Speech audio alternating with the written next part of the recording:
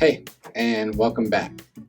Today we've got a project that I've been wanting to do for some time, and the inspiration comes from an eBay listing that I saw years ago for the first time, and I've always just kind of stored it away as something that could be a fun project down the road.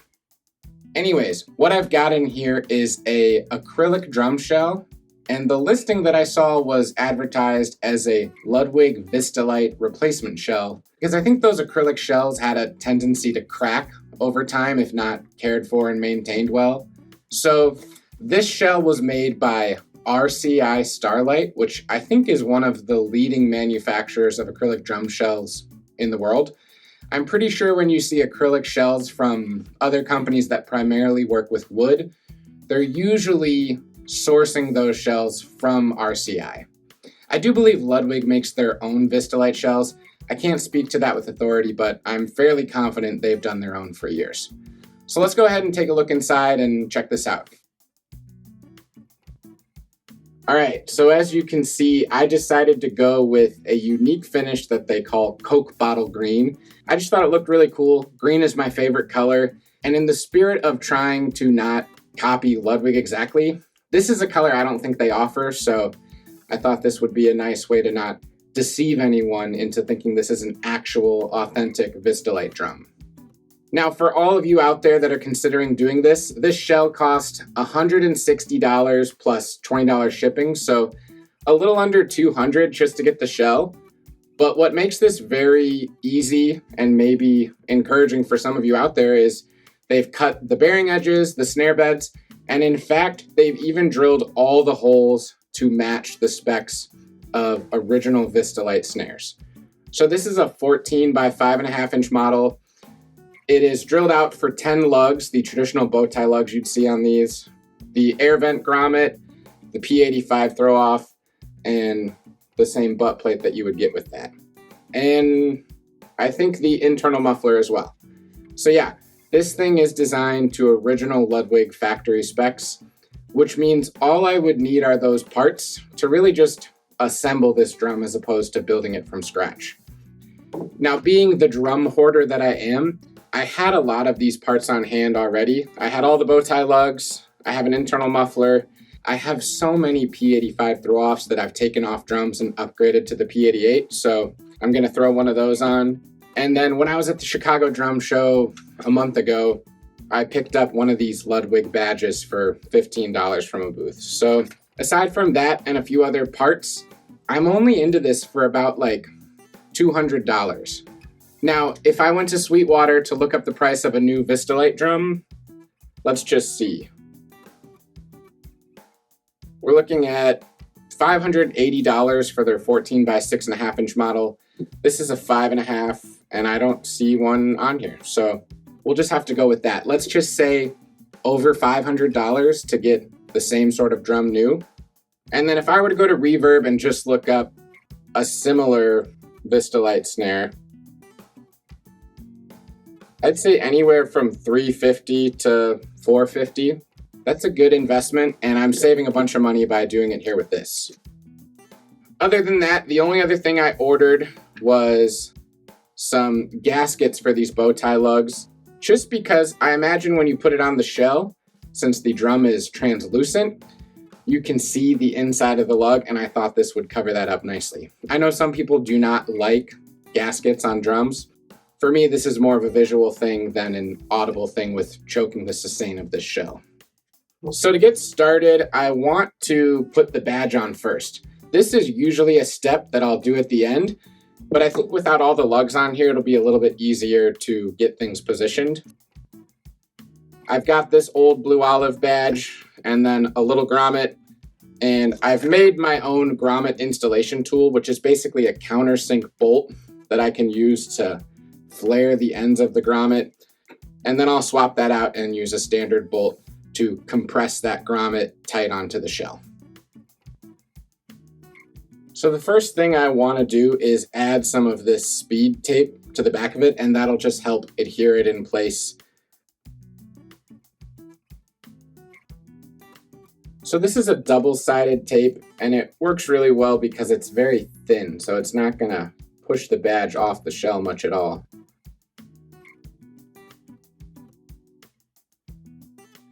Even though I have the tape to kind of hold it steady in place while I tighten it, I'm going to add some tape down here on the top, just so that it doesn't twist or turn as I'm adding some tension with the grommet. Now you can buy one of these grommet installation tools from any of the places that you would buy a badge for your drum. But if you're willing to go to your hardware store, you can just get bolts and washers and assemble one yourself. I'm sure you'll find plenty of details online about how to do that, so I'm not going to go through every piece you'd need here. But basically, we take this countersink end, which has this like cone shape to it, and put it through the back, then a nylon washer, and then I like to add a few metal washers here, just as a level of precaution, because I have used very few washers before and gotten kind of a clumped look on the front side. So then I'm just going to tighten this up just until the back side of this grommet has flared out a little bit, and then we'll switch to the other bolt.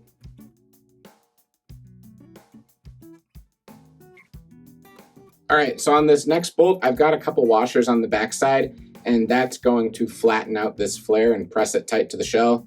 And then again, I've got the standard nylon washer for the front, just to try to protect the front of it from getting smushed or damaged.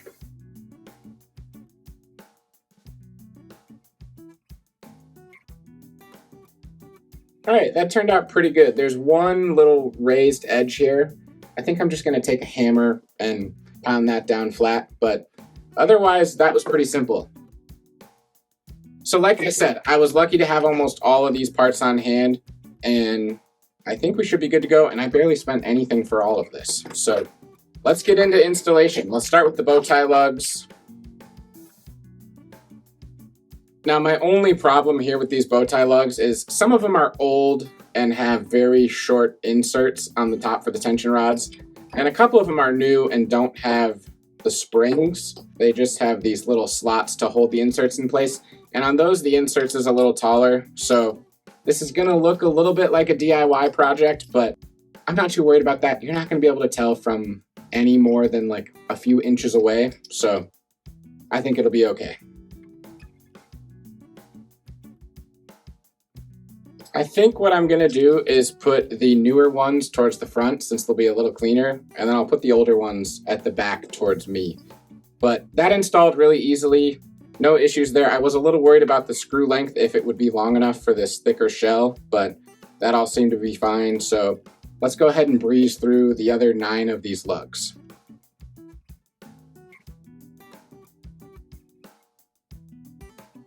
So let's move on to the internal muffler, because that's simple. I have a few of these lying around. I wasn't too worried about having this, but when you order this shell from RCI, you can't make any substitutions in terms of the lug count or hole spacing, at least for this listing of Vistalite replacement shells. You kind of just have to deal with it as is. So since the holes are here, I want to fill them with this and make it look as authentic as possible.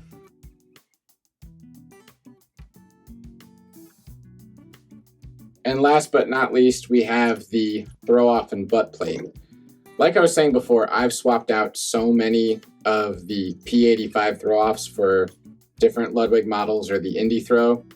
And even though I sort of hate this P85 throw off, I think it'll work for this drum. If I end up really liking this drum, don't be surprised if I swap it out for the P88 or something else. But I looked into that. It was going to be like $50 to get the P88, and I just felt like if I could keep this drum as cost effective as possible to start with, that would be a win and more appealing to some of you viewers out there.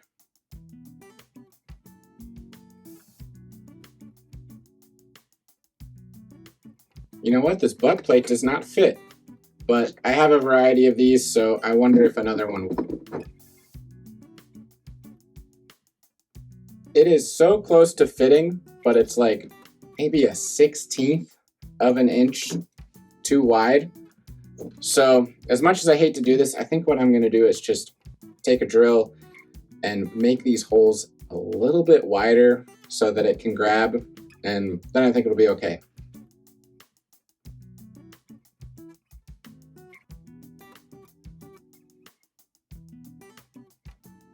For the heads, I didn't want to spend a lot of money, so I didn't go out to the music store and buy new heads, but I have this 14-inch snare side head that I got from Drum Factory Direct. These are a really good deal if you don't know about these. They're like under $10. I want to say like $7 or $8 as opposed to closer to 20.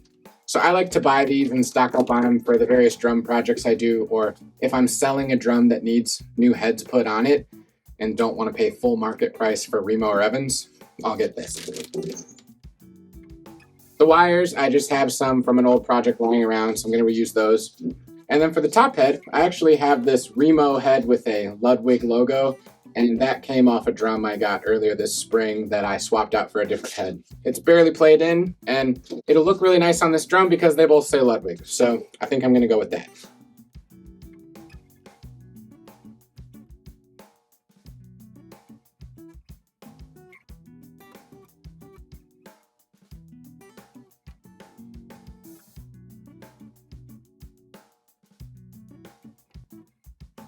So it's been 3 or 4 days since I put this drum together, and I've been playing it just here in the studio, testing it out.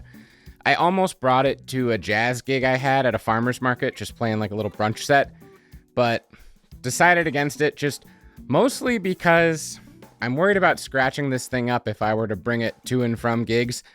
I'm generally pretty hard on my equipment that I use for gigging, so it's more prone to getting a dent or a scratch or something happening, and this drum shell is in a pretty pristine condition, and I don't want to disrupt that quite yet. What I will say, just from setting up the microphones and getting the levels set, this drum is definitely louder than my other drums because I had to dial back my mics quite a bit in terms of gain just because of how overpowering this thing is. I don't know if that's an experience that many of you have dealt with yet who own Vistalites, but something I'm noting quite early in my experience with it. But enough of me talking, let's go ahead and hear this thing. I've got it tuned what I consider to be pretty medium, but I think people generally think that my inference of a tuning is a little bit higher than theirs, so let's say medium high.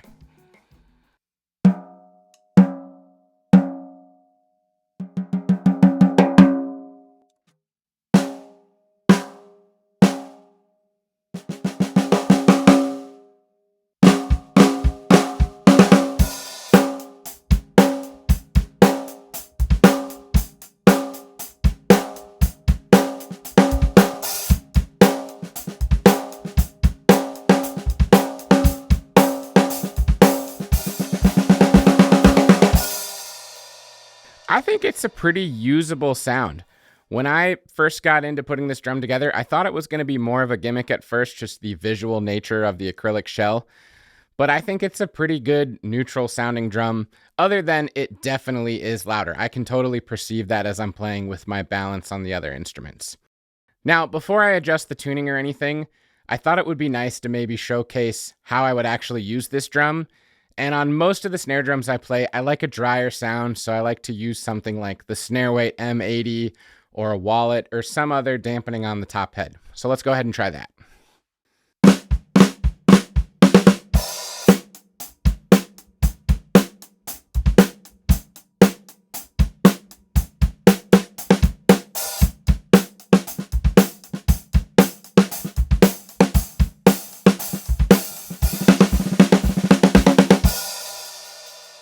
That certainly tightens up the sound a lot more and focuses it. It also lowers the pitch just a little bit, maybe just getting rid of some of those high overtones from the ringiness of the drum. But let's take this one step further and try my big fat snare drum, Steve's Donut Ring. This is my favorite of the big fat snare drum products. The one that covers the entire surface area of the head is a little overly dramatic in my taste, but I think this is a good happy medium, and it lets you still retain some of the feel of your drum head by not having that full surface coverage from the muffling tool.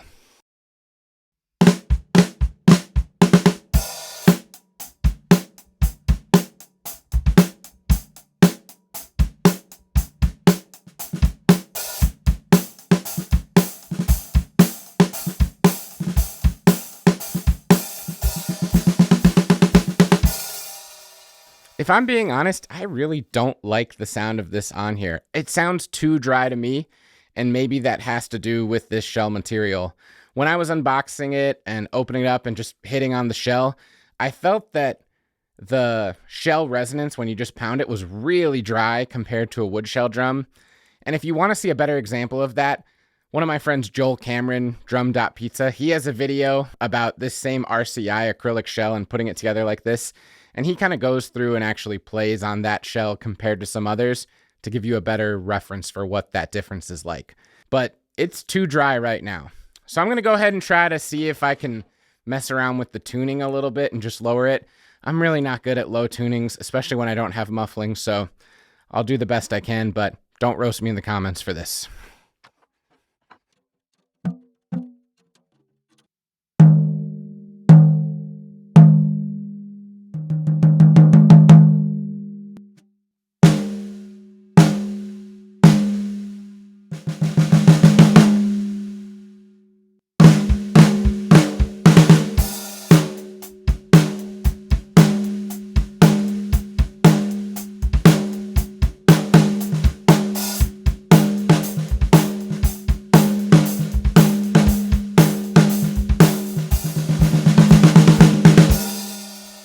I mean, that's a total wet, sloppy snare sound. It doesn't sound that bad in my opinion. I don't mind it in the low tuning. But I do think if I add that snare weight back on here, we're going to tighten it up just enough and get a real nice low snare sound.